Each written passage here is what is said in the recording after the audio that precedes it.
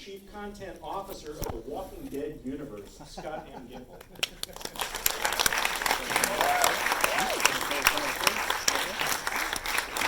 She plays Alicia Clark, Alicia Devnam Harry. Victor Strand himself, Coleman Domingo. You may know her as June or Laura or Naomi Jen Elfman. Dan Sloan is great on The Walking Dead, but I think of him as Austin from Austin Amelia. And Lucian Valdez, Denai Garcia.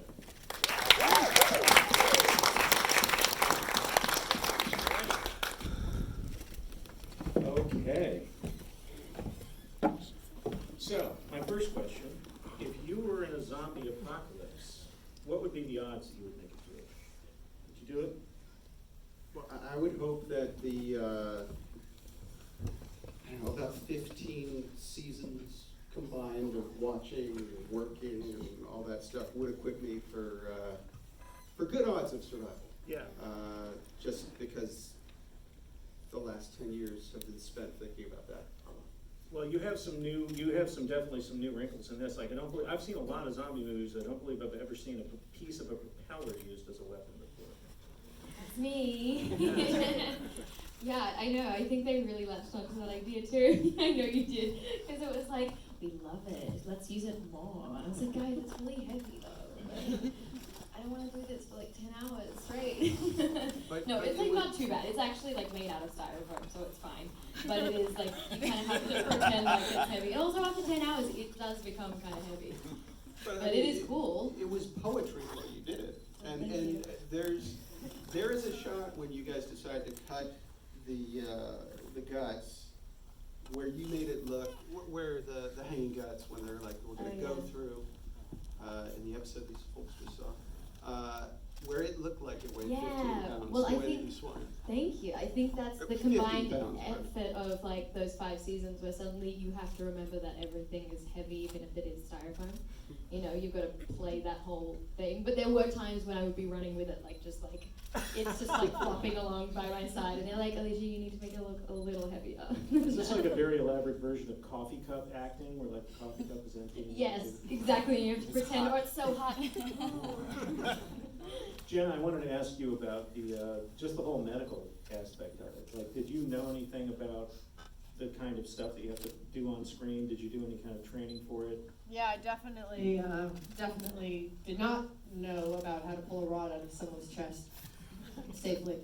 So I went and met with the head of trauma at the hospital in Austin, and I asked him a bazillion questions, because that's how I roll. I really want to know what I'm doing, and I really want to know what her thought process was, because the triage factor.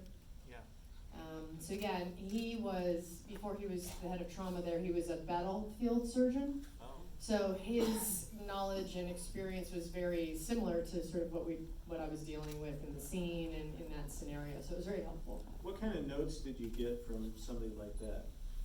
Well, it was actually it was far more crude than I thought it would be. I was like, but you're a surgeon. He's like, I said, where's the nuance? He's like, no, there's no nuance until like days later when I get them in the operating room. But on the battlefield, it's like, I said, what if I pull it out and it starts spewing blood? Like, you know, he said, oh, you just stuff it with gauze. Just stuff the hole. I was like, no, really though. Like, he's like, no, that's what you do. Yeah. He's like, that's what you do. I was like, okay. Austin, you have a slightly different relationship to the violence because you've got a prosthetic on, right? Yeah. I mean, how long does it take to put that on? For some reason, I think it keeps getting longer. I don't know why. No, it takes about 2 hours every morning. Yeah. As if our call times aren't early enough. Yeah, and very early. So it's a lot of coffee, a lot of music, and more coffee. Does it feel different when you look in the mirror and see that? Like, how does that affect your performance? Like, is it like just as simple as I got the scar on, I'm the guy? It makes me a worse actor. I mean, I'm used to it. It's been 3 years of putting that on every time I go to work. but it is kind of like a little bit of a Zen process, I think, you know, it's kind of getting into the character, and once that thing goes on, it does sort of straighten me out and sort of gets me into, it gets me ready to work, you know? Can you tell us anything about how you end up in this universe? Defer, quick, defer to Scott. Call Scott for that. No. Just make up a fantastic story. Yeah, exactly. I'm not that creative right now, but, The funny thing is, I just realized today why he looks so different to me. Like, I usually see him with that. I know, I just said the right same there. thing. Because I was like, oh, you look so good. You look It's really good. nice. And it just dawned on me as you said this. I'm like, oh, that's why. I usually see him Okay. after 3 hours of makeup. yeah, I normally look pretty crazy. Yeah. Yeah, I yeah. was like, you're actually a good-looking guy. We were like, who is this man? The revelation happening on the stage. Take it. Coleman, I was curious about, you know, this is the first time I've met you, so, you know, this is like, gonna sound really dumb, but it's like, oh, he doesn't sound like that guy at all. Can you tell me about the voice? Well, the voice is, Victor's voice is, I mean, I made a choice. And it's funny because people start to realize, oh, he didn't really sound like that in real life. I'm like, yeah, I'm an actor. You make choices, actually. And I made a choice that Victor has a lower, you know, octave than I do, and and I thought I had a bit more gravitas to it. When I auditioned for it, I thought that, you know, he's a self-made man. And actually, I do understand that, like, when I just came back from living in London for a while, in probably season 1, I sound a little different. And people were like, what is that accent? I'm like, what accent? I'm from Philadelphia. You know, it was like, oh, there's a little something there, but it's sort of, you know, with Victor Strand, you got to go a little lower and a little deeper, and you kind of seduce people with your words, bring people a little closer to you, you know. So I think that's where it resonates for me, because he's a charmer with words and with language. But otherwise, I'm just like up here. Denai, I wanted to ask you, well, first of all, you look like you're fully recovered from your horrible injury. She put a lot of gauze in my shit. No scarring at all. Jenna shoved a lot of gauze. But I'm always curious now, especially now, when so many things are, you know, you've got prosthetics, you've also got digital stuff happening on the show. Tell me about the filming of that injury, of this, all of that stuff. I mean, like, what was that? No, that's all real. It's a documentary. That was, I hope you were well paid for the rod and the shoulder. well, you know, it was my second day back to work, because we had hiatus the first episode. It was in the schedule to shoot that scene at the table.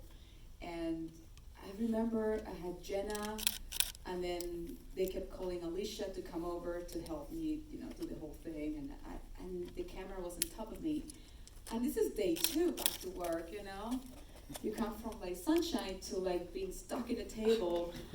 June is like action, and then Jen is pulling some terrible thing on my shoulder, and I'm screaming. And then, no, God, it keeps happening, and I'm like, start shaking, and then everybody's looking at me. And then when they finally said cut, I sat down, I'm like, oh my God, what just happened? Oh, that guy started like, it was really intense.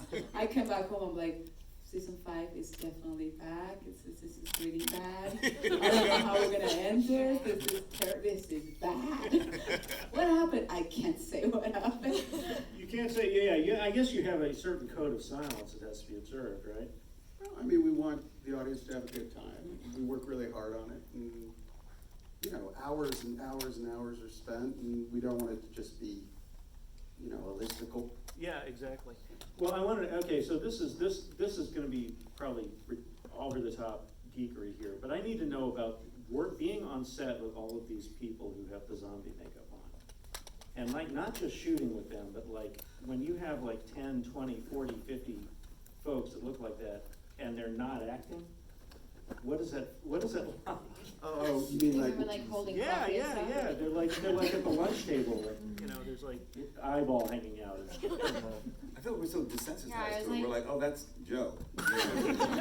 It's entertaining though, because they're trying to get the food. Yeah. Like a lot of them have, there's different, Like a French you know, fry. phases of walkerdom. Some just have painted, some have glued on, some have masks they can take off.